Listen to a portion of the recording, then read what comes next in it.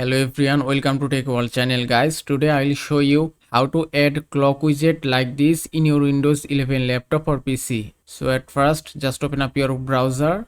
You can open any browser. In my case I will open Chrome browser. After open the browser just search for rain meter and then go to first link. From here you have to download the latest version of rain meter. So just click on download.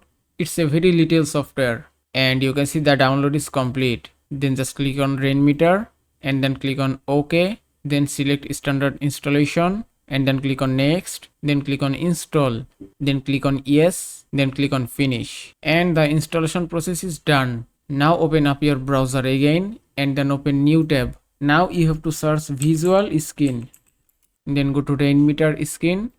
From here click on rain meter clocks, then go to elegant clock, just close the ad and then scroll down, then click on download option and the download is complete. Then just click here, then click on install and it's done. Now just close the window and then go to rain meter. Now just go to apps option, then go to all apps. From here find rain meter.